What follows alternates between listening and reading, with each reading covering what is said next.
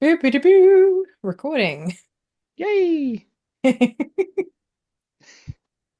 Love it. Off to a riveting high energy start. All right, let's all do a warm-up exercise. It's called Zip Zap Zop. Oh, I love Zip Zap Zop. I hate it. Oh, really? Yeah, I just okay. What is your most fun theater warm-up exercise that you learned at Okay. university? My f Um, my Drinking favorite half a one. bottle. No. I meant the one that the instructors made you do. Oh, My favorite one that is actually one I introduced to one of our classes at uni because it was our task that every week, like I don't know why you had to bring in like a new theater game or something to do a warm up. Oh yeah. And I found this on the internet. It's called disassociation, where they, You there's just sit in a corner and rock back and forth, yeah, that's it. wondering what are you doing with your life and why am I here? Well, I was doing a theatre degree at the time, so Ah. no, but essentially you go around the circle and if we're doing word association, if I say the word grass, what would immediately pop in your head? Like green, you could say. Grass, Okay. green. Disassociation is you have to say something completely not related to that word at Right. all. And if you said something related to the word, you are out. Oh, I can see how that would have been difficult. It really was. And you had to be snappy with it. Like you couldn't pause and wait 30 seconds. And essentially it came down to if there was confusion, like it was a group vote of going like, nah, that's too close to the word. So you'd have to go like grass, trumpet, elephant. And you say, no, elephant's trumpet, you're out. Oh, wow. Okay. Very And specific. and actually we played that game like almost every week afterwards. Like it actually was a really big hit. And I think because of the difficulty, it actually made you think. Although my strategy was to think of what word I was going to say as it's going around the circle, and then really hope the person next to you didn't say something associated with the word you were thinking. that's when And you then punch them. then you would panic if they did. Just, light a fire in the room and run away. Yeah, pretty much. Pocket sand. Pocket sand, Ah, yes. which would Haha. which would be Good annoying if one. they'd said beach just before that. Damn it. But this is desert sand. Complete opposite. Glitter. Whoosh. That's never coming out. Julian, what's your favorite or most hated? My favorite was please, Bruce, leave me the fuck alone so I can get into character for this play. For everyone playing at home, Bruce was one of our lecturers. Yeah. Or Tony, please shut up. We're trying to do the scene. Yes. That was another classic warm-up. Um, Oh, Look, I was never much for group warm-ups. I'm Or not a big groups. believer, or groups, or people, yeah, or or people anything really. just leaving the house. Uh, I was never a big one for them. I prefer to warm up on my own. Um, I don't find other people's energy energizes me. I don't like other people or their energy. So, It is uh, very much an extroverted thing, isn't This it? is this is why you refuse to perform in anything except one person shows. yep. And not in front of anyone either, just at home in Mm, the shower. That's as good as it yep. gets. I always hated what kitchen utensil would your character be? Get into the kitchen Oh, utensil. I'm like, spatula my God. I Everyone had always chose or I spatula. have toaster oven. never had that question. I've had what animal is your character? Animals common, but yeah. Tony used to do that with us in one of those. Thisbe was a snake, I think, or something. Yeah. Hmm. But I did she don't always know if it choose was snake? ever effective. No, it's not. It's just a way for them to pad out 3 hours and get paid. Look, I admit sometimes it would help depending on the type of character and the type of play. But if you're like freaking doing Shakespeare, for example, I don't think trying to figure out what household appliance you Hmm. are is really going to Wait, help. household or kitchen? Because, you said kitchen earlier, and if we're talking Hmm. household, that's a whole different subject. Yeah. Oh, okay, sure. Yeah. Did you guys ever put any stock? I don't know if you ever had them, but we had acting teachers that would be like, you have to write on every single line your character says what their subtext is and what their motivation is. And they would say, you've got to do this on every single line that your We character had, I says. see you had Penny as well. yeah. Actually, no, I don't think it was Penny. I think it was someone else. I can't remember who my lecturer was, but yes, we did have to do that. And it was pushed like, this is what you should be doing every single time. Jeffrey Rush does this on every play he works on. Like, that's great for Jeffrey Mm. Rush, I suppose. I think it definitely can help, but I think it's a waste of time as well. Like, if you're going to make notes on the script. Like, you don't have to cut the pages out and rule the pages up and go, Oh, this is my yes. directions and this is my Mm. subtext and this is blah, blah. Like, it could I be helpful, but I don't think it yeah, was necessary for I every always single. found like I'm trying to memorize lines. Yeah. Do I also have to memorize the subtext and motivation for every single one of those lines? And then I found that if you think of that, it gets you too in your head and you can't react to what other people are doing on stage. It I does. think subtext is Because we definitely all, important for certain oh, things, yeah, absolutely. obviously, like the point of Yes. the scene, but not like every single line, because then like you're getting too bogged down in the details. But I I always think you found should just. the subtext, if the play was well written and you're doing at least your basic job as an actor, the subtext should come out anyway. Yeah, because then it might be you're interpreting it in a particular way. Mm. And I also think if you're getting too in your head about what the quote unquote, motivations are, then if something happens on the night, is that going to be harder? Because we all know on the night things mess up. People miss Yes. lines or they say lines differently or just Or skip over 5 pages skip over of 5 pages dialogue, for Fuckers. example. or people forgetting lines and walking off halfway through the scenes. All things that we have Certain assistant experienced. director of Romeo and Juliet throwing a hissy fit and running off stage until he remembered his lines. Oh I dear. hope he listens to this one. I still haven't forgiven you, Adrian.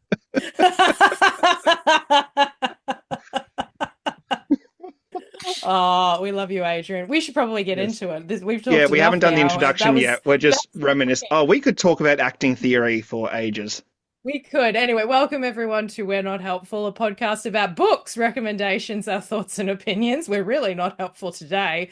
I'm Eloise, and as always, we have Brayton and Julian joining us. Hello. Hello. Greetings. Yes, so if you've listened this far and you haven't turned off, welcome, hooray, we will get into books now.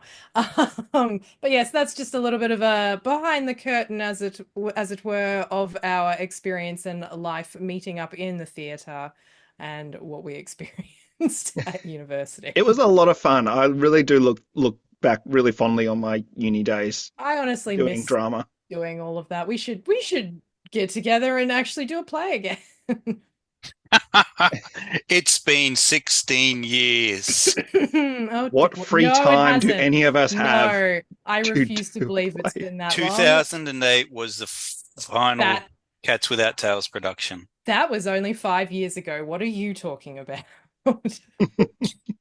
And you weren't in that production, Eloise. I was not. No. Oh my God, it's been even longer then. Mm. Okay. Yeah. Right. We'll get on that. That's the next I thing. didn't even know you. Well, I knew of you, Eloise. You were kind I of know there, you but we did. weren't really friends yet. That's true. We sort of became friends Mm. afterwards Assuming for we're some friends strange now, reason. I'm just making an assumption there. Look, you know. It's fair. It's Isn't- fair. isn't- I get it. I get it. That was where you met your wife as well, wasn't it, Brayton? Or did you meet her before that? 2008. No, we were already dating Already dating? by then. We got together just after the failed Macbeth. Let's not talk about that one. Yeah. Look, The if one fun thing one came out of where that, it's everyone my walks wife and up I started dating not long after that. So And I got to see her kiss another girl. Hmm. We all did. We all Yes. took photos. Yeah, it was part of the play. okay. Oh my Yes. goodness. Yeah, Yes, it was. part of Yeah, the play, it was. yeah. It was yeah. in the play. It so It wasn't was. just them. Oh, That God. scene is not written into Macbeth in any way, shape, or form. That was a pure But director's. you made it happen. I didn't direct that. I've I seen just reaped the benefits of it. I've seen worse interpretations of Macbeth. I mean, All have you right. seen the Sam Worthington Macbeth? Hey, oh, yeah, that's fair. Yeah, come on. All right, getting into it for this week, what have we been reading this week? Is there anything you would like to report on about anything that has tickled your fancy in the last time we've podcasted together? I am still working through the Black Dahlia, but also reading a graphic novel, The Dark Knight Returns, which is Ooh, Oh, considered one of the yes. greatest Batman comics or graphic novels ever written. And it is so mm, far. very good. What's your That's all I have favorite to part of report. it so far? When Batman punched someone, Well, he does that a lot, I hear. and So, I love it. is that the one where Bane breaks his back, or is that a different one? I don't know. I'm not that far into it, but Oh, No, okay. the different. Two-Face and the It's a different Riddler one and everyone returns to piss him off in this one, and he's very angry. because that's Nice. older Batman. Yeah, he's about 50, I think. Yeah, which to survive that long, like, well done, Bruce. He's been retired for like 15 years at the start. I think I've read somewhere that if like someone could theoretically become Batman, but the most lifespan you're looking at is probably 1 or 2 years Worth it. at most before you're either killed or your body gives out on you. Yeah. Worth it. I can barely get out of bed in the morning as it is now, and I don't spend my nights pulverizing people as a vigilante, so I don't know how he manages to do it. It's never too late to start. It's Hmm. true. Follow your dreams. It's If you just can be anyone, be Batman. just goes to show you your real superpower is money. Yep. Yeah. Brayton, what have you been reading this last week? I've been working my way through Yumi and the Nightmare Painter by Brandon Sanderson. Ooh, It's quite good. I've only maybe got 100 pages left, so I will report back on that when I've finished it. But it's very good so far. It's a excellent. fantasy, sci-fi kind of thing. Yeah, I'll do a summary when I'm actually finished it. I want to see what happens at the end. Ooh, very Why nice. would you want to see what happens at the end of the book? Yeah. Oh, Just true. put it Lame. down now and don't finish it. I mean, like we've said from many Stephen King books, like some of them might be improved by stopping about 50 pages from the end. That's true. Yeah. Yeah. I have been reading The Bookbinder of Jericho. I'm almost finished it, so I'm about three-quarters of the way through, and so far it is a beautiful novel. Does he Um, bind books? In yes, she Jericho. does. That Yeah, yes. good. So that There is the actually a feature of the book itself. Yes, it is. Okay. So quick rundown. It's about a girl called Peg, who has a sister called Maud. They're twins, and they both work in a bookbinding factory during World War One. And it like the descriptions about what they have to do to physically bind books, like it's quite extraordinary and something I hadn't really considered about how books were made before modern production of them. Like it's all done in a factory now, really. Like you still have people who do bind books by hand, obviously. It is still very much a craft. It's much of an art as well. But it's just like this idea of it was such a specific um job to do. And it was usually given to women because it involves sewing, essentially. Like, and it talks about having like the women's section and the men's section, and the men do something specific in the whole production of it all that's considered the men's work, and that what the women do is considered the women's work. And World War One throws that all apart essentially because most of the men have to go to war. So specifically, the book is through the eyes of the women in this town, and it's through their eyes that you experience the war as well. And it's a love story on many levels. It's a love between friends, it's a love between family, it's romantic love as well. I won't spoil too much about it, but it's I highly recommend it. I'm wondering where it's going. Like I'm not quite sure exactly where we're going to be getting to at the end. Um, Maybe to Jericho. like maybe look, there's a small little town in London called Jericho, which is so it is actually set in a place called Jericho. So yeah, I'm really interested to see exactly where it's going to go because it's like, well, it's set during World War One. It might not end happily here. We all know the general gist Mm. of what happens, which is like, yeah, okay, the West wins, but at the same And then time, nothing bad happened ever again. nothing bad happened ever again. It was Everyone all realized the fine. folly of war. The Great War to end all wars definitely did its thing it said it would do. Yep.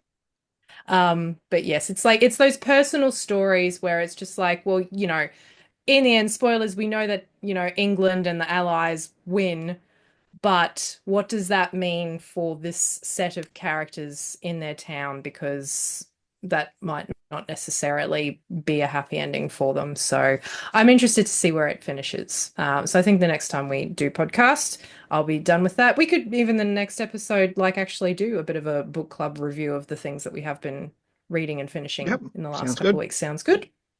Cool. Excellent. Before we get on to our main topic, would you like another couple of entries from the book Dictionary of Obscure Sorrows? Get us in the Excellent. mood? Only happy ones, please. Okay, pick a I feel that page. negates the title of Sorrows. I know. All right, would someone like to pick a page for me to read from? How many pages was there again? I think 243. 147. 147. Here we go. Riveting content, me flicking through pages. You All can right, edit this part out. here we go. I refuse to. Okay. Latigo. Mm. Oh no, this is a good one, maybe. Depends on Can we your. guess? Can we guess what it Absolutely. means first? All right, Absolutely. Latigo. Okay, so Jamaican vampire. you got it in one. Jamaican. It's a. I Okay, was. I'll give you a hint. It's a noun. Uh-huh. It comes from labyrinth, a maze of torturous complexity, plus vertigo, the whirling sensation of looking down from great heights. Oh, okay. That's the root of the word. That's the root of the word. All right. I Hmm. thought that was the description. No, Um, gives you a hint of what it means. oh, Panic like attack? the feeling of Actually, tangentially linked, yes. the feeling of wanting to throw yourself off of a great height, but not understanding what precipitates that feeling. That's the call of the void. Yeah, that Yeah. already has a word. Ah, does it? It's not Yeah. that? Damn. No, but yeah, it's that urge looking down from a great height, just like, what if I I could jumped? jump. Yeah. What if I just It's like jumped right also now? if you're driving down the road and you think, what if I just What if Yep. I just to the move other my side? hand to the right The like call of the that? void. Yeah. Everyone experiences that, I have found out. Ah. At Yeah. one time or another, everyone has experienced the call of the void. I wonder if with people who have like a great fear of heights, if that's why they do, because they're more prone to acting on that, perhaps. Which is funny because like I do have a horrifically great fear of heights and I refuse to go near ledges. Hmm. I feel like, how do you do in planes? Planes are fine because you're inside. Like Yeah, I but really, don't that's like the highest you've ever been. it is, I know. I don't like taking off and I don't like thinking about it. It's usually Hmm. when you're just taking off, you're suddenly thinking to yourself, only the belief of everyone in this plane is keeping us up in the air and I'm not believing hard enough right now. I always have that horrible thought of there's that whole scientific theory of what goes up must come down. Hmm. Oh, well, now I I'm always, thinking when I'm on about a that. plane, I like to look at my feet and just think like under like this floor and like the luggage underneath, there's just nothing Stop for talking. thousands No, and thousands of feet. no, Just I don't. nothing until we hit the ground. No, no, Enjoy thank the you. fall.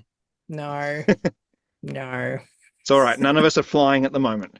no, except through space, but And fly- time. yeah, Oh. flying is very safe too, so don't be worried. I know it is. Yeah. Anyway, Anyway, give us the meaning of the this. Latigo, a dizzying sense of awe at the sheer scale of modern society. Looking out at a city so vast and complex, it can barely be mapped, with millions of miles of roads and power lines and water mains that must be continually repaired and replaced every few years, feeding a labyrinth of supply chains and regulations and contracts and algorithms, a system so massive that individual people seem almost beside the point, that if everybody were to vanish all at once, the city would sigh and carry on its business. Hmm. I was with you right up until you said the stuff about maintaining the utilities because That I'm yet doesn't to see doesn't that. happen. No, you're There you go. right Did there. you feel any of that in New York, Eloise? Like that is a massive city. I was just thinking about that actually, and I don't think I did. It's funny because like I definitely have felt like that before sometimes, Hmm. like when you really stop and think about things. But I did not think that at all when I was in New York, even though it is like huge. And it's like, how is this all here? But yeah, I think I was just too busy doing things to Yeah. sort of stand and be introspective, I suppose. I get, I don't know if it's the same feeling, but I get it standing in ruins of like houses and things. Like we've just recently visited Port Arthur in Tasmania, and like standing in the main penitentiary of that, where it's now just an empty shell, but you think like really not that long ago, like people lived here. There were floors and rooms and beds and people in this thing, and now there is nothing. Yeah, I think I get It the same when I visit ruins. Like if you've ever been to like England or Europe, like the yeah. UK, obviously there's a lot of that there, and it's very prominent because it's still there because people are protecting the ruins so that people can go, "Hey, look, these things used to be here." And yeah, I do get very introspective about wow, like 3,000 years ago, people stood here Mm, doing their own things, and now it's all just gone, and we've sort of replaced it. We've built on top of it, and no one thinks about it. So yes, I do appreciate that. I can understand that. But mm, yeah, I didn't feel that way in New York. I think it was because we were too busy like doing so much one after the other. There wasn't any yeah. time to pause. Got to take the time to pause. You do. Look, I will admit that I did pause slightly, funnily enough, in the subway, which is the most inconvenient place to pause, ironically enough, because the subway is actually filled with beautiful mosaics. If anyone ever goes to New York and you go in the subway, take a moment to look at the walls where they have like created all of these beautiful mosaics. And it is frustrating about how fast-paced everything is because there's so many people and you just have to keep moving, unfortunately, because people do get quite pissed off if you just stop in the middle of the walkway to take photos of the walls, apparently. But I'm like, look at this, it's art! Look at the art! So yes, it's hard, unfortunately. In a very in the world's most fast-paced city where no one ever sleeps, it's Mm, hard to stop and pause. yes. Julian, did you want to pick a page? 169. I'm sensing a pattern with your picks, Because Julian. he took that last time, well, he took He took 69 last 69 last time. There is unfortunately no 269. I'll time. figure something out. Damn. Let's see. Thwit. Don't call me that. You had it coming. You know what you did. It's the sound a bug makes as it flies past you at full speed. No. I was Nope. thinking of Okay. the sound it made when it hit your windscreen Oh, yeah. at full speed. At full speed. This is an acronym. Oh, Oh, Oh, everyone feels this. okay. Okay, life thwit. passing you by as you stare No. into the void. No, unfortunately.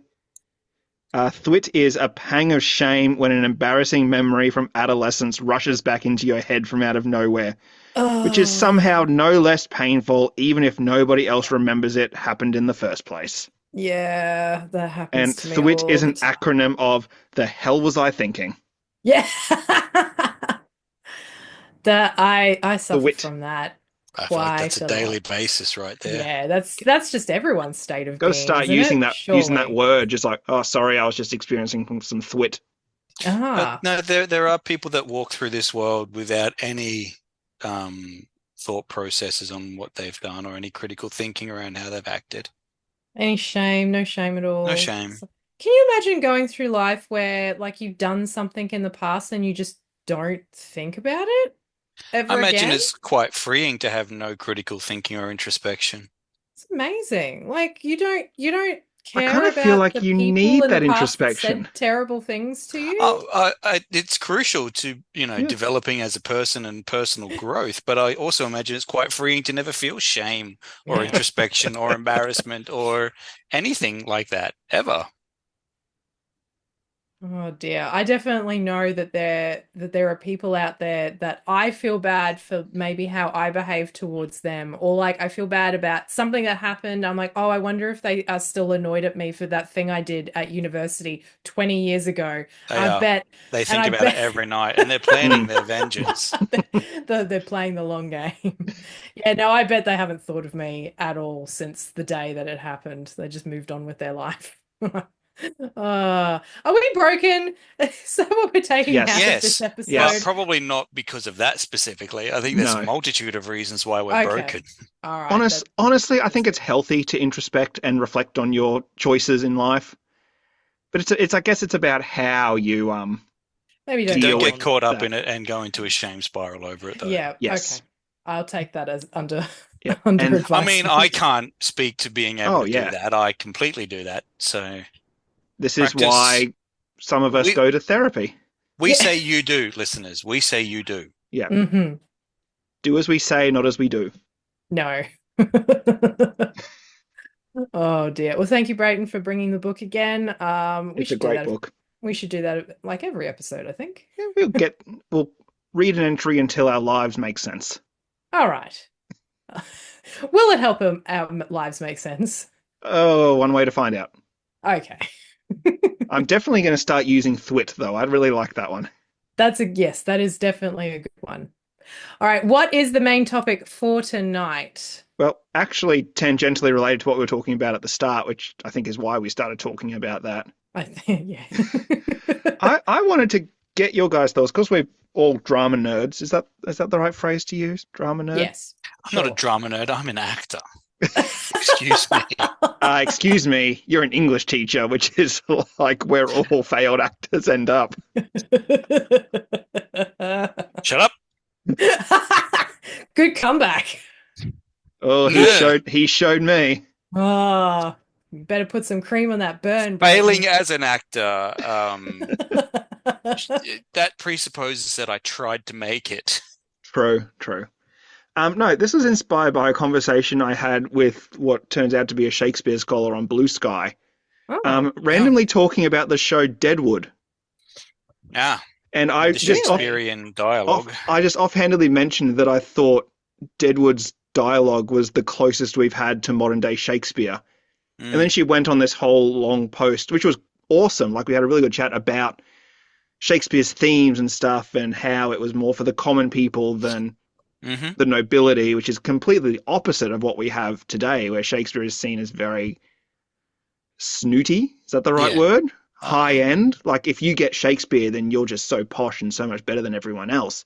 Whereas back in the day, Shakespeare was actually for the commoners. mm. Mm-hmm. Like, isn't there a joke? I think is it Love's Labour's Lost, where there's two characters who start basically speaking in Latin, and the joke was that it's all nonsense, but it was to sort of make fun of the nobility who would claim that they would understand what was going on in that scene. Is that the right one? Probably. I don't know Love's Labour's Lost very well, unfortunately. I think it was, like, yeah, it was one that I saw at Le Boite when I Hmm. was in high school, actually. And we asked our drama teacher, what was that? And we didn't understand what was going on. And she Hmm. explained that that's what it was. I'm sure it's I Love's Labour's feel Lost. like Love's Labour's Lost is such a LeBoit type of play. It really is. For I anyone out remember it was there very well listening, done. Le Boite is a theatre here in Brisbane, which Well, it was, is, it's is still it's Yeah, there. still no, there's it's yeah, still, yeah, yeah, yeah, still there. yeah. They ran into No. trouble many years ago because their creative director decided that they were only going to produce new Australian works, Mm. which I think was a fantastic idea In theory. in Yeah. theory, but unfortunately it did not bring the crowds. No, and this is Queensland we're talking about. Like Yes. that type of thing probably would have worked in Sydney or Melbourne. Yeah. That just wasn't viable for Yes. Brisbane. There's only so many times you can put on Zigzag Street and hope to get an Mm. Ugh. audience. God. Yes. So then they got a new creative director, and I think one of the first plays they put on was a Shakespeare play. Ah, Because okay. if you want a guaranteed audience, put on Shakespeare and people will come. And the other thing about La Boite as well was that they are theatre in the round. They had Not a anymore. no, well, I don't The know, last isn't last it? few plays I've seen there has not been in the round. Oh, okay, It's been interesting. more of a thrust stage.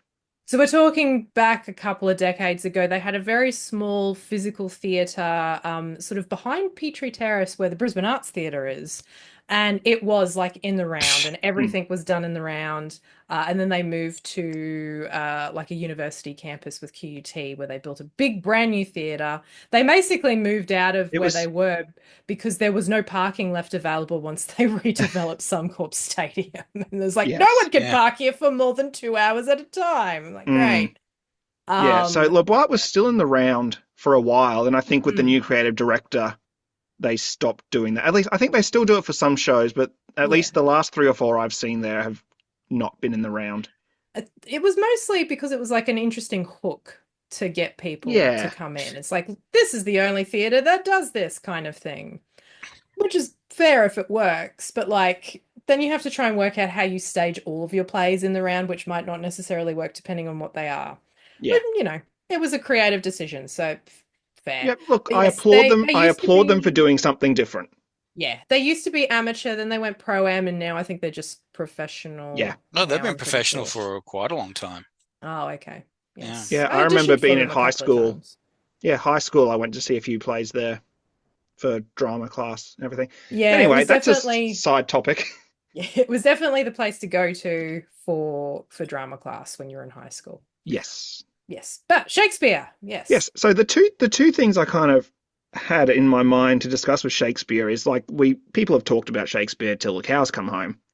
But the two couple of questions I have is like one in terms of like most people get exposed to Shakespeare first in English class in high school. Hmm. Hmm. Um, and I kind of wanted to reflect on that because I did not get Shakespeare until I was in my 20s at least. And the experience I had, we read, I think the first Shakespeare play we ever like fully read and studied was Macbeth.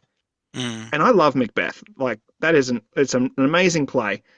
And I always remember it was year 10 English. So I was probably about 14, 15 years old. And we read Macbeth out loud. Like kids would get a character and you would read it. And a bunch of 15-year-olds trying to read Shakespeare completely cold who'd never read the play before. It was very awkward, very like not naturalistic, if Shakespeare could call it naturalistic. And Mm. we got to the end of the first scene where Macbeth and Banquo meet the witches and they get the prophecies. And I remember our English teacher turning to us and going, okay, so what happened in that scene? And just a sea of blank faces across the classroom. Something happened. And then he explained what happened. And I remember all of us were like, where? Where did that just happen? What? So is there a better way to introduce Shakespeare in class apart from reading it like that? Because Yes. Julian, There's a please million better enlighten ways to us. introduce it. that was how my high school English teacher introduced us to Shakespeare. If any English high school teachers listen to this podcast, if you do that, if you get a bunch of teenagers to cold read Shakespeare as their introduction to it, I will personally come around and slap you. That is the dumbest fucking idea you can do with teenagers. I learnt much later on that Shakespeare is, at least for your first introduction to Shakespeare, it is much easier watching it and listening to it. 100%. Like you cannot it is yeah, it is hard to read because like it's written in a way that people do not speak. And it was written in a way that people didn't speak back then either. Yes, no one walked around talking like that. No, No. that's an important one. We look at Shakespeare and go, oh, why do people talk like that? If you've ever watched a modern drama or a modern film or whatever it is, and you sit back and go, people don't talk like that in real life. And it's the same in Shakespeare's time. The Mm, dialogue was heightened and it was melodramatic because it was for entertainment purposes. That's not how they really spoke to each other. yes. Mm. So you can't really, I think, in don't introduce. I agree with Julian. Don't introduce teenagers to Shakespeare by handing them a book and then telling them to read out loud. Because as we talked about in the previous podcast recording, that sometimes that's not great to induce teenagers to want to read because reading out loud is a very difficult thing to do at the best of times. People have anxieties about it. People don't like public speaking, but also it is a skill to read out loud, like by looking at the page and then saying the words out loud, because sometimes it's hard to get that signal from your brain to the page to your mouth working fast enough so And that you don't It's sound and then stilted. And exacerbate then that by the fact it's Shakespeare. then it's Shakespeare. It's like you teenagers are already embarrassed creatures. They live in a state of embarrassment from the age of 13 until 18. Like Oh, was it they meant to don't stop at 18? it. So okay, look, apparently. But yeah, forcing them to sort of stand up and talk out loud. And if they stumble, then they're going to think, oh my God, that's the worst thing in the entire world. I'm so embarrassed and everyone's going to make fun of me. And then you're not fostering anything in them.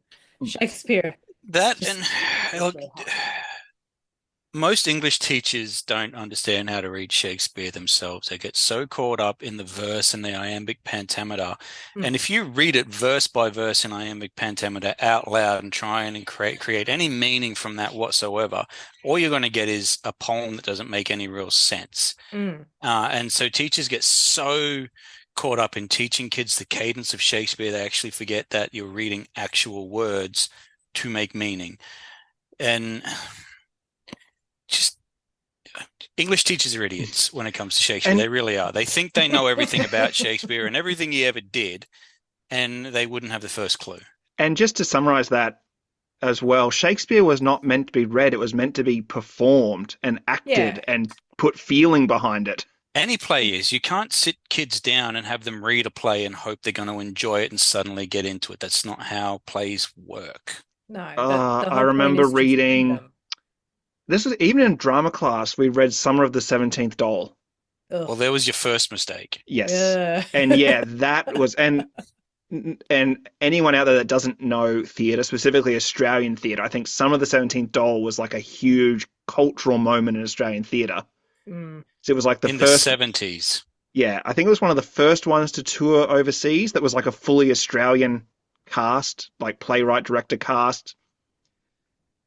It is, I don't know, dull by today's standards. It's better than Away.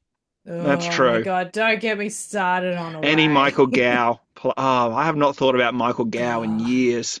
does he He still do became stuff? well, the last thing I heard, and this was years ago, he was the artistic director at QTC. So naturally, the first thing he did was put Away on the seasonal rotation. God, it's He's really like one of those boring. guys that had the one hit and just milks it for the rest of his career.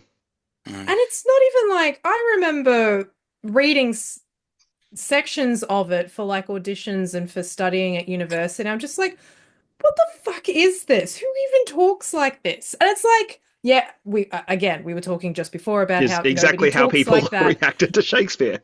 Nobody talks like that in real But life. it's But not like even heightened dialogue, it's just boring this is dialogue. just really like I'm writing this for art purposes.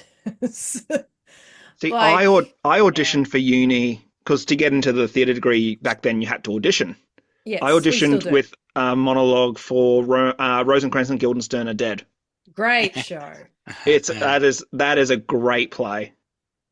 Yes. Tom Stoppard, who is still alive, or did he pass away? Pretty sure he's still alive. Tom Hadn't Stoppard. heard. Again, if only there was some way to look up this information. There's no, yeah, we'll never know. There's no way. But yeah, I auditioned with a play from Rosencrantz and Guildenstern Are Dead, which is essentially almost like a companion piece to Hamlet Yes. about what the characters Rosencrantz and Guildenstern are doing while they're not on stage. Yeah. Yeah, and like that was the whole point of it was that it was taking the view of these background characters who eventually like die and they're basically introduced to be killed off. And it's like, well, let's follow them and see what they're talking about and then Yes, do Tom an entire Stoppard is thing. still alive, Wow. He's very 87 old. years old. Good on him. Hi, Yeah, Tom, if you're listening. absolutely. Yeah, Rosencrantz and Guildenstern Are Dead is a great play. I think Yes. he also wrote The Actor's Nightmare, which is a brilliant one-act play. Is it about actors forgetting their lines? Or was that Chris Duran? About an actor who is thrust into a play and has no idea what the lines are at all. Not I'm not even an sure if actor, that but was him. someone just sort of grabbed off the street and forced to be in a play. And then Yeah. essentially like it's implied that they're murdered at the end. Yes, So because they finished with A Man for All Seasons, in which Thomas Morse beheaded. And so they yes. actually behead Well, well, there not we the go. real actor, I suppose, but I had it completely depends on the show. forgotten. Yeah, I had completely forgotten Tom Stoppard co-wrote Shakespeare in Love. Oh, yes, of course. Ah, that all-time Oscar winner. Yes. Is Hmm. that a good film or not? Because I really It's enjoyed it, fine. but I feel like people have grown to hate it over time. I think it's popular to hate, like Nickelback. It's Mm. Oh yeah. popular to hate on it. It It is. It's a good film. It did not deserve Best Picture, especially when you had Saving Private Ryan the same year. Yeah, that's true. And Gwyneth Saving Paltrow Private won Ryan is Best infinitely the better Actress. movie. Yes. Joseph Fiennes was great.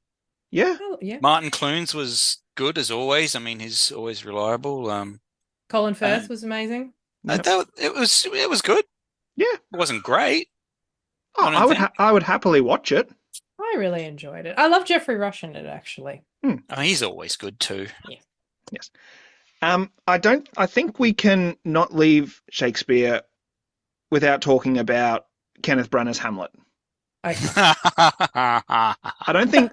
Just to Kenneth backtrack for a Branagh's second, I don't anything, think we solved really. anything about teaching Shakespeare in schools. But Start by introducing them to the plot of the play because the mm, plots of Shakespeare are timeless yes, and go from there. Once and you've got hell, them intrigued by the plot. Shakespeare ripped off the stories from older things. Yeah, Romeo and Yes. he did. Juliet was based on an earlier play or an earlier poem or something like that. But he did it better. Yes. He understood the human condition more than any other playwright of his time or before him. And I think this is a good point for any aspiring writers out there that if your plot is the similar or even almost the same as others, it doesn't Or even matter because inspired by others. yes, it doesn't matter because there is only a certain number of stories to be told. It's the how you That's tell it. it. There is no plot that you can tell that hasn't been written before. The only Mm. thing that you can make personal is the journey and the And we characters involved in that plot. and we've spoken about that before when it comes to like writing, Mm. novel writing specifically as well. Yeah. I do remember it was a couple of years after Macbeth, we did Romeo and Juliet, and the first thing we did with that is watch the Baz Luhrmann movie. Really? Okay, what do Mm, you think of the Baz Luhrmann film in terms of it being a like a Shakespeare Love it. movie? yeah, Absolutely love it. I really like it. Okay. I think at that point in the school we had read a few scenes from Romeo and Juliet, and I think, like you said, Julian talked about the overall arching story, and then it was okay. Let's compare the text to the Baz Luhrmann movie. The thing with Baz, and I think people forget that a lot of people went into Romeo and Juliet, or still go into Romeo and Juliet, expecting a serious retelling of Shakespeare's play, this dark, gritty, two teenagers in love who then are forced to kill themselves to be together kind of thing. But they forget that Baz Luhrmann's style is very theatrical. Mm. And at every moment of the film, he wants you to remember you are watching performances. Yes, You are watching this show unfold. this is not a naturalistic performance. No. And so if you approach it from that point of view, I think it's great. It's over the top, it's melodramatic, and the play is melodramatic. They're Yeah. Oh, teenagers in love. Of absolutely. course, it's melodrama. They kill themselves because they can't be together. How more melodramatic can you Mm. get? No, people forget that teenagers don't act like adults because their hormones are so fucking askew that they just can't. They can't. But anyway, that's a whole other Do issue. you But do you think Romeo and Juliet kill themselves with a little bit of an overreaction? yeah, I mean, yeah, but no one wants to watch the play in which they go, ah, kind of over it now, Yeah, as the ending. yeah. So that's why we watch it. We know they're going to kill themselves, and we sit there going, Mm. "Don't just." But if you just get, but you could just, and that's the fun of the play. Yes. And to take, so we had Baz Luhrmann, which was very over the top, melodramatic, and then compare it to, like I said before, Kenneth Branagh's Hamlet, which is like the polar You're assuming opposite. that wasn't over the top. I don't think it was intentionally to be over the top. For anyone watching or listening, I adore Kenneth Branagh. He is my favorite actor. I've loved him ever Yes. since I first saw, I think it was Much Ado About Nothing when I was You definitely 19 or modeled 20. yourself on him In when a we were lot of at ways. You have university. told me multiple times that Wild Wild West was his best role. And Hey, shut Julian up. left So, the podcast. I've never seen Kenneth Branagh give anything less than 100%, That's true. including Wild Wild West. He was the He, best part of that Didn't movie, he he except for definitely Summer gave Hayek's something. butt cheek. didn't he just do that to get money to finance a quote unquote more serious production? I believe he did Wild Wild West in order to finance Love's Labour's Lost. Okay. Good for Mm. him. And I think any actor out there will admit that they have done roles for the money. But Kenneth Branagh, and I will admit this looking back with age and a little more experience, in films where he is the director, he has a tendency to go a little bit over the top. Mm. And No. I think he took the madness of Hamlet to another level. Not quite Laurence Olivier's level of over the top, but certainly more so than I Mel I Gibson's just want one. to add for anyone that doesn't know what we're talking about, Kenneth Branagh, was it in the mid 90s? Mm-hmm. Produced a completely unabridged Mm. adaptation of Hamlet Like set word for in, I word. think, 1800s Denmark. Yep. And Yep. yeah, it's completely word for word. Characters that would normally get cut out of productions because they only have one or two lines are in this. Um, and I think it's like 4 hours long. It is. It's very long. He did do a 2 hour abridged version that was supposed to be used for schools, but for some reason schools went, no, we have to do the 4 hour version. Of course, Again, making bad all choices. those It's a all those teachers were like, "Wait, I can get out of making a lesson plan for 4 hours. I've got this." well, there is that, yes. So I do actually I can be on board with that. Look, no one does naturalistic Shakespeare like Kenneth Branagh. If you're looking for a naturalistic interpretation of the characters in the text, he does that better than anyone of his generation. Not to say that Mm. he's the only one doing now, but of his generation. I know, Brayton, you have one in particular glaring issue with that production. But aside from that and his occasional, let's go a little bit over the top performance, shall we say, Mm. it's a great natural style I of the film. I have two things about that movie. One, Yeah. I just want to say up front, I've only watched it once, but I do remember really enjoying it. Yeah. I think it's an experience. Like you put aside a day and you're like, today I'm watching this movie. I think if you love Shakespeare, you have to do it once, at least once. You have to watch Yeah, his it's not something I full would put version. on on a Saturday afternoon to quote unquote enjoy my Saturday afternoon. No, it's not a Um, fun text either. So no, it's not a real happy text, Hamlet. no, not really. No. Um, I think It's the my most two big tragic of issues tragedies. my two big issues like one I feel like Kenneth Branagh was too old in that movie when he played Hamlet. He just didn't strike me as Hamlet, but that might just be my own modern bias that I'd only seen younger Hamlets. I think Um, canonically he was about 2 or 3 years older than the character was supposed to be. mm, maybe Character's it's oddly just old. maybe it's just yeah, like I said, it might just be my expectations of what Hamlet would be. Hmm.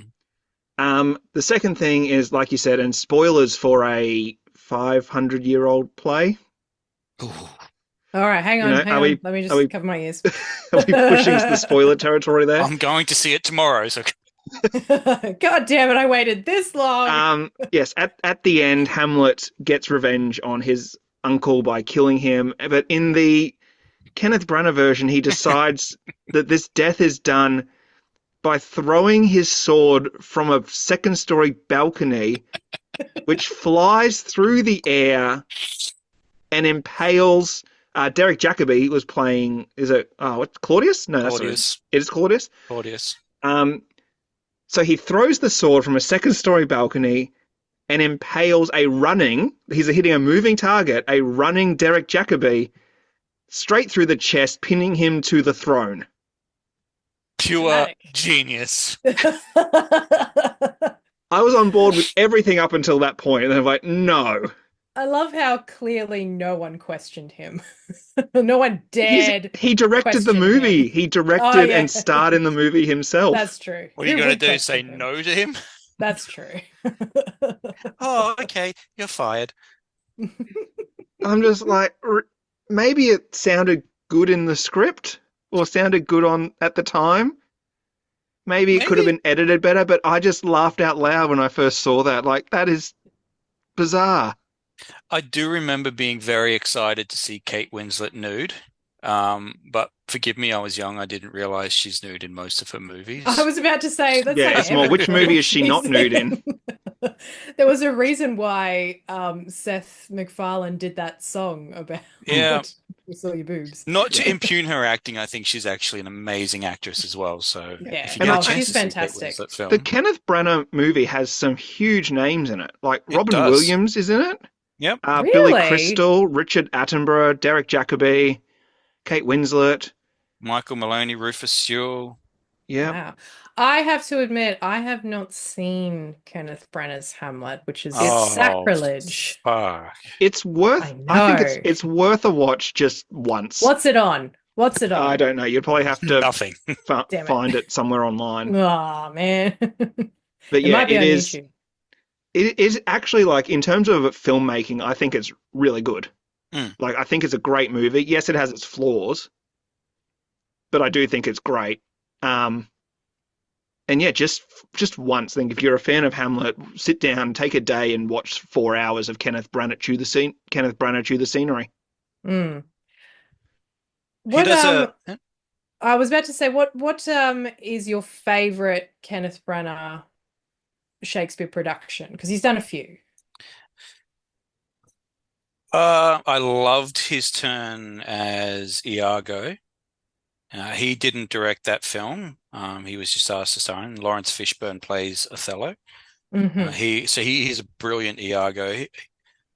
He did a version of Love's Labour's Lost in I can't remember if it was either the very late 90s or the very early 2000s, where he actually turned it into a 30s musical, Ah, very much interesting. in the Gershwin style musicals.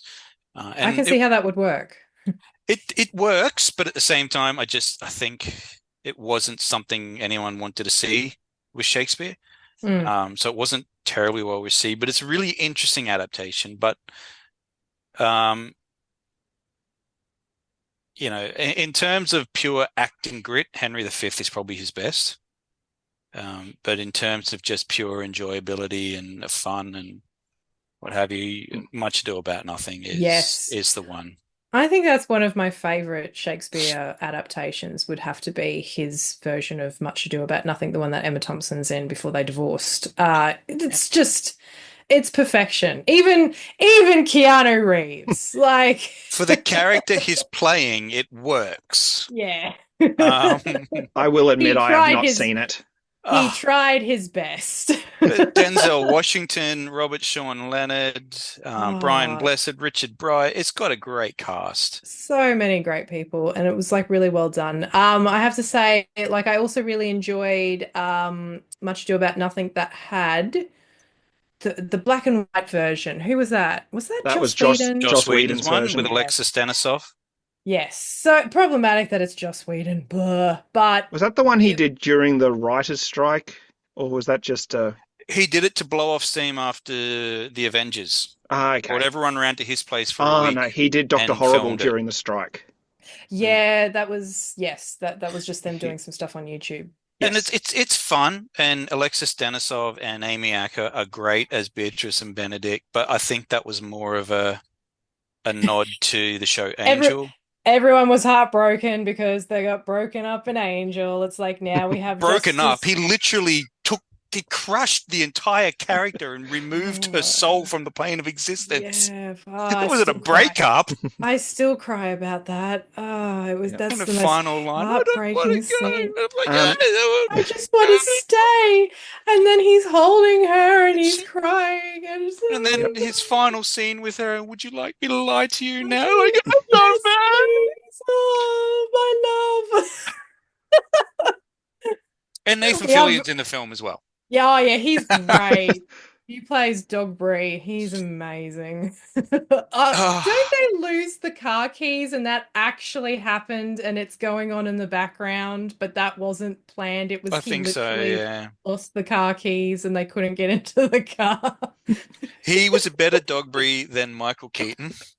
Yeah, Michael Keaton's version was a bit weird, I have to say. Like I didn't quite understand. I get he was apparently suffering from a really severe virus, and it was just like this is how the character is now.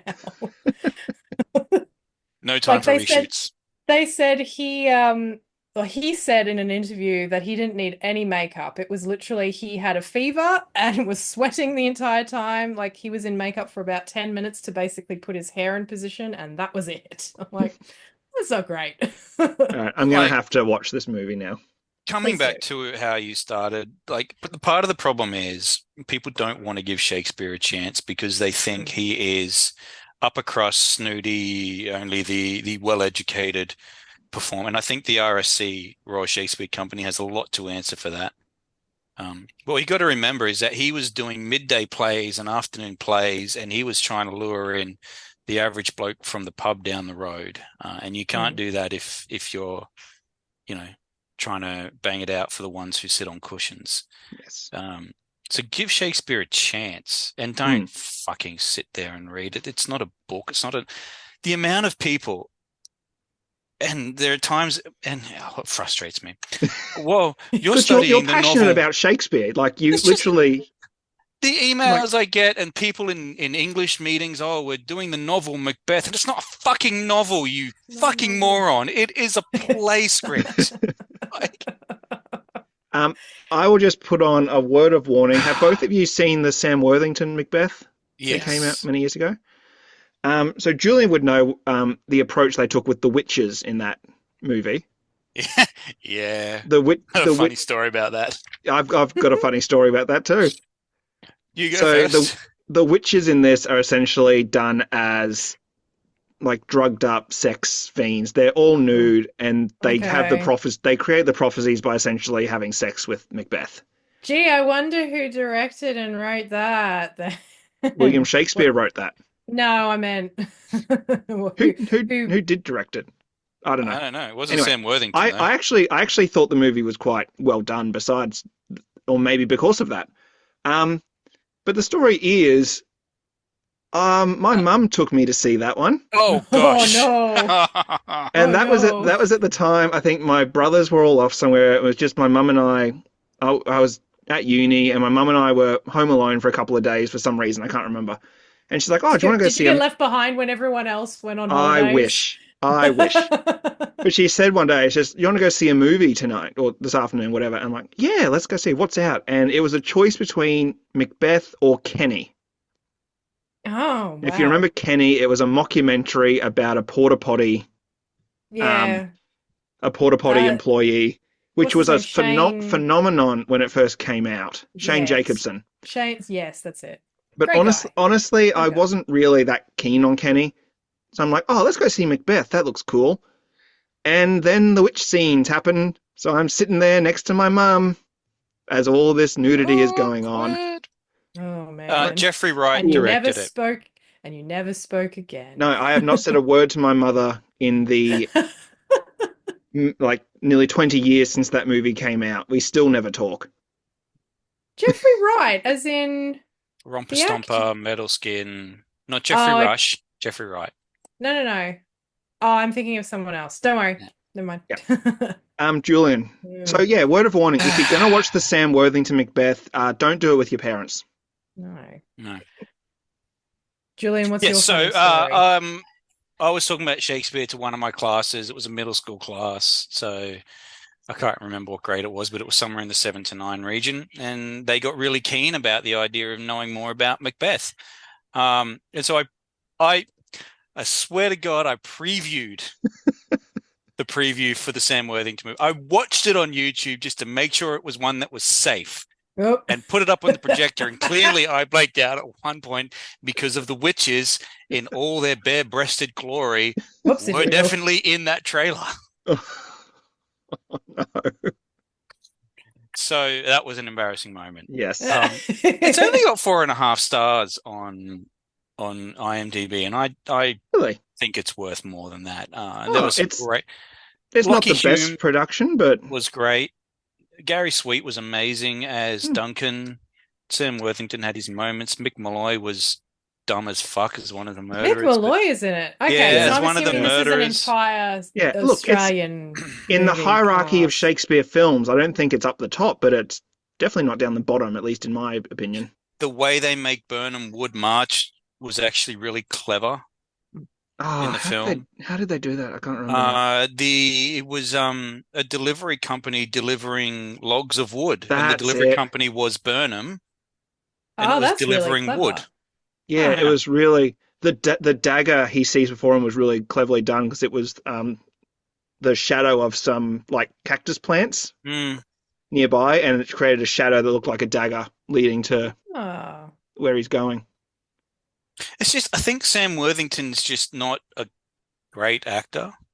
And this was before Avatar, I think. Yeah, it was before Avatar. Yeah. He's not that good. Fair enough. No offense to Sam Worthington. He's fine. He's not everything. He feels like, I feel like I'm watching my brother a lot of the time, like very straight-laced and not emotional. It's funny, like I really love Getting Square. That's a great film, and he's like the main character of Getting Square, but he's like, I don't enjoy him out of all the characters in that film. David Wenham carries that film. Oh my God. His courtroom scene of, are you gonna give me my bus money? Oh my God. That is just amazing. He carried, and running down the street in pluggers. And by the way, there's no way a drug addict should look as good as David Wenham does with his shirt. No, that's true. Although, like, completely unrealistic. They made him look pretty seedy, but still. But the muscle mass and the six-pack on that man, it's just... That's not how that works. All right. I would like to ask you both a question. Mm-hmm. Who really wrote Shakespeare's plays? I was thinking this, actually. I am of the opinion that Shakespeare wrote Shakespeare's plays. Ooh, I do not controversial opinion. I don't buy into any of this stuff that's, it was someone else. He wasn't educated enough to have possibly done it. It was actually Marlowe. Yeah. Like, no. Yeah, if you don't know, Marlowe died like 20 years years before his last play was written. No, the theory is he faked his death. It's very hard to fake being stabbed through the eye. Yeah. You see him get stabbed? Okay. Were you there? Fair. I didn't see him get stabbed personally. There you go. Yes, if wasn't a very crowded bar, though. Yeah, if anyone out there doesn't know, there is a conspiracy theory that Shakespeare didn't actually write his plays. Mm. That Shakespeare. I think there is even a theory that Shakespeare never existed, like it was a made up person, Yeah, well, there's which is not records to true. There are prove records. he was real, that he Yeah. existed. Yeah, There's things like how could he get all these scenery of Verona and Mm. where's Much Ado About Nothing said, I forget now. Tuscany. Tuscany. Yeah. Mm. Is it Tuscany? It was, I don't know, somewhere around there. Somewhere European. How could he have done all that when he'd never been to Italy and things like that? But I don't know. People travel and tell you about well, places. not every year of his life is documented either. I mean, there's about And yeah. 10 years where you don't Mm. know where Shakespeare was.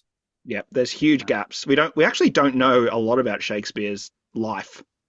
Don't know when he was born. No living direct descendants because all his children died. Yeah. Yep. His son died at Unfortunately. 10 years old. Mm. Yep. His daughter, one of his daughters lived to about 80 something, I think, but she was a spinster. She never married, never had any kids. Oh, Mm. okay. So yes, there are lots of theories about who actually wrote plays. Like Marlowe is one theory. Francis There's the Bacon was another one. Francis Mm. Bacon. Yep. There's the Oxfordian theory, where it's like the seventh Earl of Oxford. Yeah. There's And then there's also like, Queen Elizabeth herself wrote them. Yeah. And 17th Earl weird. of Oxford. My mistake. Derek Jacobi is actually a proponent of that theory. I found out. Yes, he's a bit of an elitist. He's not a Mm. great dude, unfortunately. Which he actually had a role in the movie Anonymous, which is about it's that about that, theory. yeah. Paul Yeah. Bettany, isn't it? Mm. Mm. Reese Ifrans Ah, as the yeah. 17th Earl. The funds, yeah. Sorry. I actually liked the movie. Like I know it's I not haven't seen it. accurate, and it's a Roland Emmerich movie, but very different for him. Mhm. Oh, really? Yeah, he Well, did there's like no disaster in it. no, What like going from do you mean there's Independence no Day to explosions? that. But yeah, Derek Explosions. Jacobi has a small role in that. Hmm. But yeah, I thought it was a good movie. Like not great, but good. But it's definitely But not accurate. if a movie is a well-made film and it tells a good story, does it really matter if it's not like an accurate thing of No, I history? don't think it never Whoa. portrays itself to be like this is what actually happened. Yeah. I don't know. Braveheart still gets a bad rap. I'll defend that film as a magnificent piece of filmmaking till It's I just die. like, you know what, just suspend your disbelief. Yeah, sure he did all of that. Sure Yep. he fathered the he was the real father of the King of France. Okay, sure. Yep. Well, the fact is, Mel Gibson, or who wrote it, Randall Wallace, or whoever wrote it, didn't write it based on fact. He wrote it based on a poem by Blind Willie, I think his name was, who romanticized William Wallace's life like 2 centuries after he lived.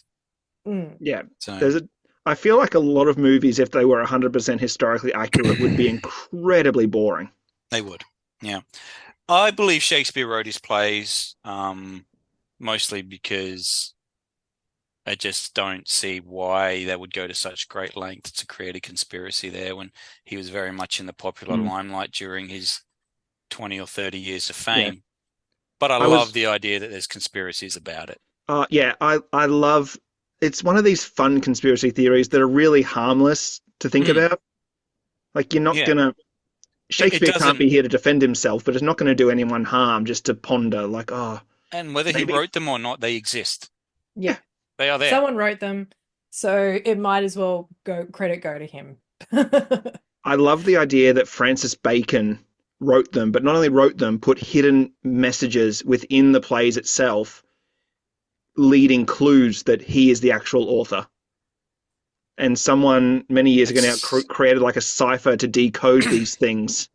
it's that So it's famous not going to scene. happen now, but in 1,000 years' time, Yes. people. It's that famous scene in Macbeth after he murders Duncan. It's the morning after where they're cooking bacon. Ah, Oh my God. my How did we not goodness. notice this? Mm. We're down the rabbit hole, people. We're through the looking glass. But I don't know. You look about Shakespeare's life, and did he write? I mean, the guy left a curse on his gravestone. His skull is missing, Hmm. and he left his wife his second best bed. I don't. A Hmm. guy who goes through that much trouble when he's dying, I think He wrote his plays. Yeah. Someone I being that listen. pedantic with the second best bed, you're like, yep, you're an actor. Mm. Yeah. I listen to a very great podcast called The Amelia Project, which is a fictional podcast. Basically, it's an institute called the Amelia Project, who, if you want to essentially disappear, they will help you fake your death and you get to start a new life. And it's like a new story every time. There's an overarching story through each of the seasons. And one of the most recent episodes in season 5, I think they're up to, was about how they had to fake numerous people's deaths who kept becoming Shakespeare because Shakespeare only wrote his like first 5 plays, got massive writer's block, started freaking out. So the company kept hiring a new person to write more plays. And like he never wrote another play after Macbeth, essentially. Or something along those lines. And it's really, really funny how it's like 3 different people who became Shakespeare, um, or faked being Shakespeare, and and kept wanting to get out because they were just too overwhelmed with the constant requirement to continue writing his plays for him. I loved that. It was such a great episode. It's very funny. I highly recommend the Amelia Project if you're looking for a feel good podcast with a story to it. It's very enjoyable. I was also going to ask you guys, what is your least favorite adaptation of Shakespeare that you've seen? And I don't want to go down the road of movies that are based on Shakespeare plays like She's All That or something like that. I mean like an actual Shakespeare play that is like a movie. I love She's All That. No, well, yeah, as an example, 10 Things let's I Hate not. About You. Yeah, yeah. Like as an example, let's not talk about those plays, which are specifically Shakespeare plays, but are called something else. The Lion I King? mean, Hamlet. What The Lion King is Bambi and Hamlet. that's true. Yeah, if anyone didn't know, The Lion King is a Hamlet adaptation. Yeah, it's just Hamlet. We The all know Lion that. King 2 is Romeo and Juliet. And also, And The Lion Lion King King 3 is is Coriolanus. What? The Lion King 3 is Rosencrantz and Guildenstern are dead. Oh no, that would be Timon and Timon and Pumbaa's like, Pumbaa's one, yeah. yeah, their little, that's 2.0 or 2.5 or I don't something. know what The it was, but third one yeah. isn't the third one is another story about Simba's kids once again. Anyway, um I uh just want to, before we move on, it took me an yes. embarrassing long time to realize 10 Things I Hate About You is an adaptation of Taming of the Shrew, Yeah. but it Yeah. sounds the same. 10 Things I Hate About You, The Taming of the Shrew. It's very close. You're Yeah, right. it took me ages to realize that. Oh, of course. It's I probably a better story because in the end, the main character, Patrick, actually learns his lesson. In I'm Taming of the very Shrew, bad. he's still such a dick at the end. I've not seen 10 Things I Hate About You. It's so I know, don't hate me, don't hate me. I It's that's I would have actually thought you would have I've definitely have actually I seen seen that that one. one. Wow. I know. The look on Julian's face, everyone, when I'm I just said so surprised you that. haven't seen it. I just never got around to I've it. I seen It's that don't know one. really good. why. It's I have really good. heard. I have It's really heard. good. Still holds up. Wait, is And 10 it's Things I Heath Hate About Ledger. You the one with the father's worried about getting pregnant, Yeah, so yeah. she has the It's fake pregnancy hilarious. thing? Yeah. Yes. He's worried about his daughters getting pregnant, Yeah. so he carries around a fake pregnancy belly, makes them put it on before they go out at parties. I mean, No. this is what it's like if you get pregnant. He's a Okay. gynecologist. Ugh. It's called a condom, people. Use them. Americans don't talk about those things. That's true. Great Anyway, adaptation. least favorite Yes. Shakespeare Least adaptation. favorite Shakespeare adaptation that Like, is actually like the Shakespeare play that has been filmed. What would you say it is? Oh gosh, oh, I have an because I have an example. go for it because Have I you think I've only watched ones that I think I would enjoy. have you ever seen, and I'm pretty sure it's The Tempest with Jeffrey Rush. Haven't no, seen I've it. heard about it. Isn't Helen Mirren in that as well? I think so. It's like it's very weirdly filmed. I can't Mm, even describe it. It's like they're all at a party with a Hawaiian theme because everyone's wearing Hawaiian shirts. And it's very clearly a set. Like it's on stage, but it's not a stage, if that makes any sense. yeah. Um, Mm. yeah, it's not great. And I love Jeffrey Rush. It's one of the first things he did on film, and he is awful. Oh dear. So Well, awful. Like it's very Aussie. Like everyone is very ochre, and I think you can't do Shakespeare ochre. Like I mean, obviously, people put on Shakespeare productions in Australia all the time and we speak with Australian accents, but these were like, it's mid 80s and we're all like really bunging on the Australian accent here. I'm like, no, it just didn't well. work. Glaring review from Eloise there. Don't come at us, Jeffrey. We do love you. Actually, if you want to come on, Jeffrey, and like yell at Eloise face to face, feel Oh, free. I'll take that. Yeah, that's fine. Yeah. Oh. But please don't stick the lawyers on us. Mm. I love you, Jeffrey. I I just don't don't think. think No, I think political we're is. allowed to express critique when we feel it. Yeah. So that's Um, mine. I was never a big fan of the Olivier films, which I know is heretical, but I found his Richard III and Henry V to be not very great. But in terms of ones that I just thought fell flat and just didn't plain work, I'd have to say Ian McKellen's Richard III. Mm. The one clever moment in that film, I thought, because if you haven't seen it, it's set in an alternate universe where Great Britain mirrors 1930s Nazi Germany or 1940s Nazi Germany, Oh, and he's okay. playing a Hitler-esque character. And it That doesn't. seems to be too much going on to There is really. there is a lot going on, and you have to be like really committed to wanting to see that sort of a thing, that sort of visual spectacle. The one clever moment is when he's trying to get away and his car won't start, and so of course he says, my horse, a kingdom, my kingdom for a horse," Right. and that was clever. Um, but aside from that, just it doesn't work. Hmm. It's not a good interpretation or a good adaptation. Brayton, have you thought of any Honestly, I versions? haven't seen that many, so I can't. All the ones I've seen, I've many. But I mean, if I had to rank the ones I've seen, probably that Sam Worthington's Macbeth would be Mm. lower on the list. But I'm Hmm. talking in comparison to like Baz Luhrmann's Romeo and Juliet and the Kenneth Branagh Hamlet Yeah. and things like that. Ethan Hawke's Hamlet cops a lot of flack, but I thought it was decent for what it was. It was an interesting telling of the story and the way they set it in modern New York. I think it was set. I know I thought was Keanu. really interesting. I know Keanu Reeves played Hamlet on stage, and a lot of the reviews were he shouldn't play Hamlet. No, He it shouldn't do requires you to Shakespeare, be a good really. classical actor to play Hamlet. Hmm. Keanu Reeves has his niche. He does. Hmm. It's shooting people and kicking them. Yes. Yeah. Uh, Okay, yeah. what is your favorite ever production that you've seen, either on stage, on the screen, or even a stage version that you've had to watch on YouTube because we can't go to England whenever we want to? Mm.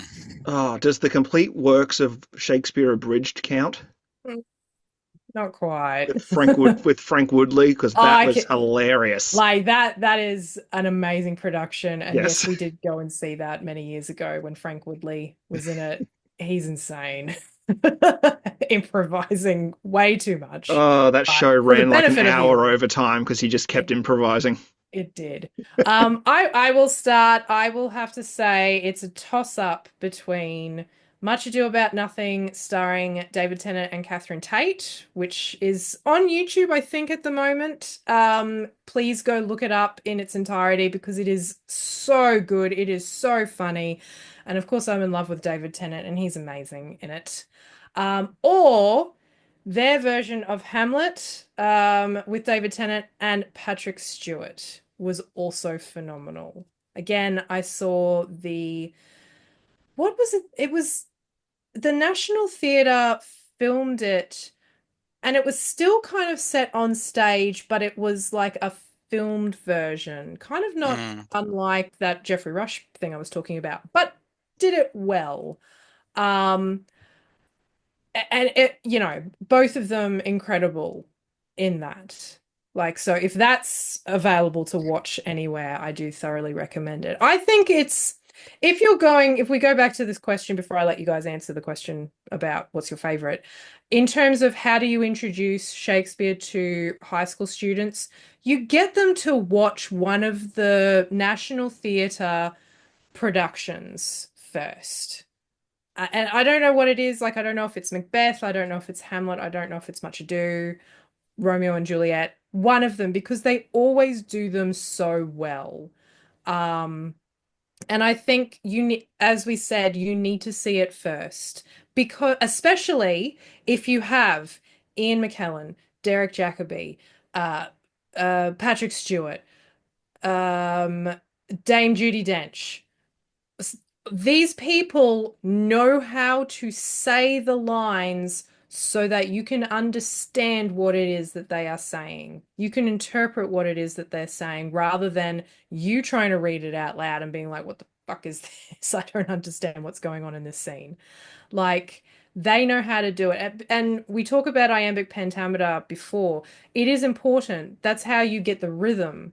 But the cadence of knowing what it is that you're saying and how you're saying it is also important to marry that up so that people feel like you are actually talking to them rather than reciting poetry out loud. So, food for thought there. Find the National Theatre productions of Shakespeare and use that. It's not laziness, it's important. So, yes. What have you guys thought of anything yet about what your favorite productions are? I have seen bits and pieces of them. Much Ado About Nothing with David Tennant, and Mm. their chemistry alone is something to watch. I'll disagree. I didn't particularly enjoy the Hamlet that they did with David Oh, okay. Tennant. But having said that, and I know as an actor and an English teacher, this is somewhat outlawish, but I don't actually particularly like the play Hamlet. I think it's boring. I think it's overblown, and it's nowhere near his best work. And if you really look into the history of the play, it's not performed so often because it's so fucking good. It's performed so often because actors are so fucking egotistical and they want to play Hamlet because he's on stage for nearly the entire play and has more lines than any other written part ever, and they want to be known for that. Um, Yes. but in terms of favorite adaptations, I think probably Branagh Much Ado About Nothing. Mm. It's just a lot of fun. And there's no real part of that movie that you look at and go, eh. It is a lot of fun. Even Keanu Yes. Reeves' horrible wooden acting fits the character that he's playing really well. And Yes, it everyone does. looks like they're just having a good time. It's a great version. Hmm. That or Romeo and Juliet, Baz Luhrmann's also. Remember, it was made in 1996, and frosted tips and Hawaiian overshirts were all the rage in that time. That's true. And remember that when you're watching it now in 2025. Yes, that's how we Um, all looked. That's not an exaggeration. That was the when look. when my students watch it and they're like, "Sir, what's with the hair and the shirts? Why did he make that choice?" I'm like, "That's just what we wore." Wasn't a choice. I'm No, it wasn't. pretty Yeah, sure you yeah. had frosted tips at some point, didn't you? I think when I played Romeo, Yeah. I did. It was Amazing. just, and of course, Adrian had the most amazing Hawaiian He shirts. he did. He pulls off Hawaiian shirts very well. He Oh, he does. Hi, pulls them off Adrian. frequently. Yes. Ah. No, let's not. No. But Much Ado About Nothing or Baz Luhrmann's Romeo and Juliet, I think, are two.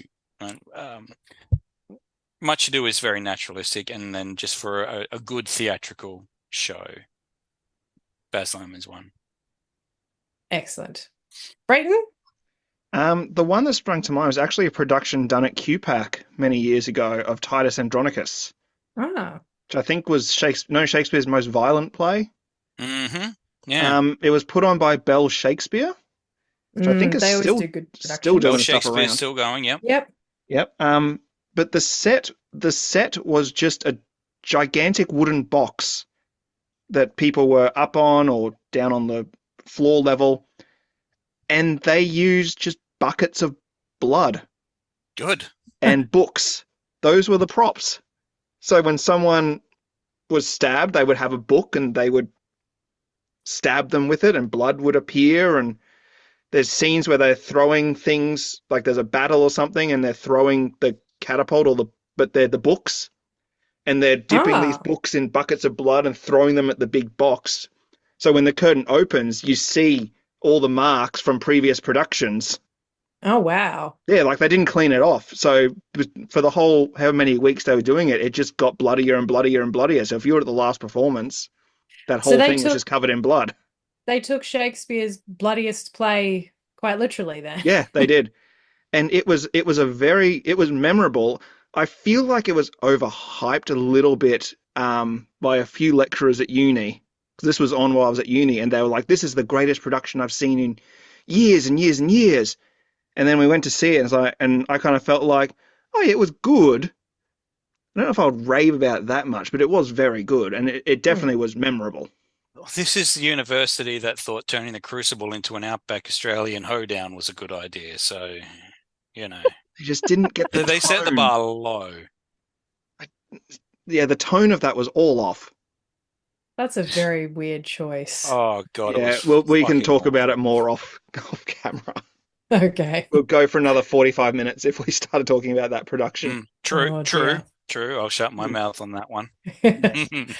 Well, before we wrap up, I will also say that speaking of David Tennant from just before, his Macbeth is coming to cinemas for a very short period of time in February. So that was again, what was it? The National Theatre who did that? I have We to get look it. that You up like David actually. Tennant. Yeah, I'm not denying I don't think so. She doesn't talk about him that often. Uh, that. I I am very restrained to not talk about him often. Anyway, yes, Cush Jumbo, David Tennant, Macbeth, they did a very interesting production in the UK quite recently, which finished up for its second run just in December, actually. Very disappointed that I'm not rich and couldn't just drop everything to fly to the UK to go and see it, unfortunately. well, not with that Um, attitude. no, well, no. But it's coming to cinemas in February in select cinemas. I know that the Dendy Theatre is putting it on here in Brisbane anyway. I can't really say for much else for anywhere else. Sorry, I'm not doing your research for you. It's called Google. Use it. But please do go and see it because it will. I've only heard amazing things about it. I've already got my tickets, so I'm looking forward to that. And you know what? I've said before that more theatre needs to be professionally recorded and put up It for does. public viewing. We lose I know there are a few so streaming services that you much. can sign up Yeah. to stream theatre, but they're few and far between. But I mean, like, just in general, theatre doesn't tend to get recorded, and we just lose performances to history. And I understand it's like this, it means that it causes people to then need to go to the theatre. But it's like, well, until we stop treating the theatre like some refuge for the elite, where tickets are way too expensive for the everyday man, something that Shakespeare didn't agree with. It was he wrote his plays for the everyday man to come in and give a bob to enter the theater to go and see. Like, it's so unfair that we lose that because we couldn't afford to go and see it. Um, Remember I when SBS used to have operas on like Sunday afternoon? Yeah, that's true. Yeah. Be flicking through the channels and suddenly there's an opera with the classic yellow subtitles Yes, of some SBS type of and the very Italian grainy picture because opera. it was still analog signal. Yes, that's right. It was an FM signal or whatever it is. Yeah, you could barely see it, but it was just someone singing in Italian. Yeah. Bring that back. Yes. SBS, if you're listening, bring back live opera on Sunday afternoons. There you go. So yes, go and see Macbeth in the cinemas Because Or if more don't. We're not your people, parents. like, Or if there's Shakespeare playing near you, go see a show. If yes, you can afford it and it's nearby, go see a show. Queensland Shakespeare Ensemble does a lot of Shakespeare here in Brisbane, Yep. obviously. I So hear the go and Royal see them. Shakespeare Company does a few productions. Not as many as Uh, you'd think. yeah. They don't really like him very much. No. But yeah, just go and see the theatre in general, especially here in Hmm. Queensland, because it's a hard medium to make money out Our of, theatre unfortunately. industry is not that good in Brisbane. No, it's That's why purely all because the we don't go. that's why all the good actors, they're essentially, if you want to make it in theatre in Australia, you've got to move to Sydney or Melbourne Or overseas. or Like it's overseas. usually go and do a bunch of stuff in Sydney and Melbourne and then immigrate to the UK, And even a lot where, of the actors that live in Brisbane are flying back and forth yep, constantly. yes, we need more theatre here. We tried to do that and we got lazy and started families. Ugh, stupid families. They don't listen, do they? No, I hope so. no. All right. Well, thank you once again, everyone, for tuning in. If you would like to get in contact with us, you can do so by emailing us at we're not helpful. No, that's not right. Not, damn it. Almost got it. You were doing so well for the last few weeks too. Yeah. I had been. Okay, nothelpfulpod@gmail.com. You can contact us on Facebook, follow us on Instagram, and on Bluesky. And don't forget to like, share, and subscribe. Do all the things with the buttons and the stars. You know how it is. You know how technology works. I'm not here to tell you how to do it. If you've listened to a podcast, you should know how it works. That's my spiel for this That's your spiel. week. You're done. I'm done. Excellent. All And right. email us. We haven't heard from some of our regulars in a long time. Yes. Or even if you're not a regular, are you a long time listener, first time caller? Please do that. Yep. Don't call me. I won't answer. No, You can I won't try and either. I, call us, but this isn't live. yeah, that's true. I don't answer my phone if I don't recognize the phone number, so leave a Sometimes, message. even if I do, I won't answer it.